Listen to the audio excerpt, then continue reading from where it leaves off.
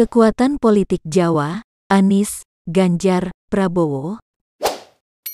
Pemilihan umum, pemilu 2024 yang di dalamnya termasuk pemilihan lembaga eksekutif dan legislatif akan menentukan nasib bangsa. Salah satu faktor penting kemenangan bergantung pada kekuatan partai politik, parpol, adalah Pulau Jawa.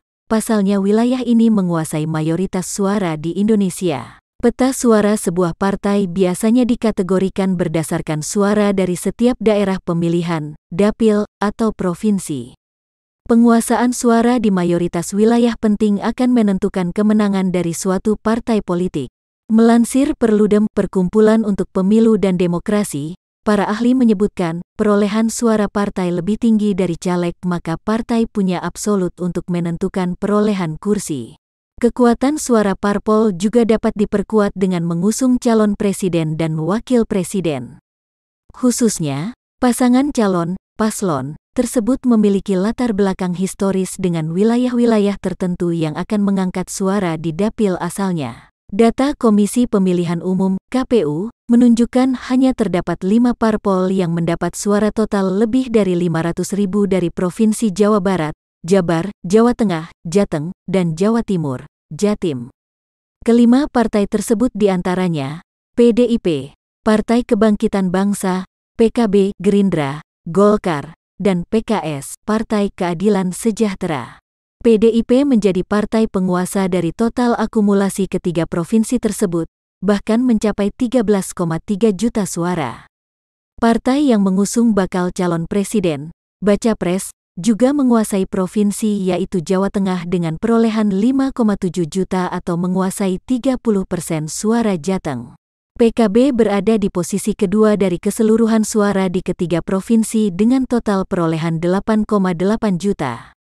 Partai yang dipimpin Muhaimin Iskandar atau Cak Imin menguasai Jawa Timur dengan menang tipis dari PDIP dengan perolehan 4,2 juta atau setara 19,41% dari total suara Jatim. Gerindra berada di peringkat ketiga dari total suara di 3 provinsi Jawa dengan perolehan 8,3 juta. Partai yang mengusung baca pres Prabowo Subianto ini menguasai Jawa Barat dengan perolehan 4,2 juta suara. Sebagai catatan, baca pres Ganjar berasal dari Partai PDIP yang berkoalisi dengan Partai Parlemen Partai Persatuan Pembangunan, PPP. Baca pres Anies berasal dari Partai Nasdem dan bacawa pres Cak Imin dari PKB ditambah dukungan Partai Parlemen PKS.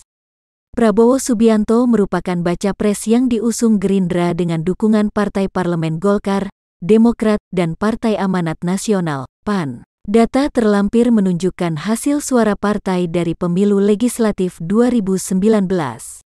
Pesta Demokrasi 2024 nanti tentu saja akan berbeda dengan 4 tahun lalu dari sisi jumlah pemilih serta kecenderungan pemilih.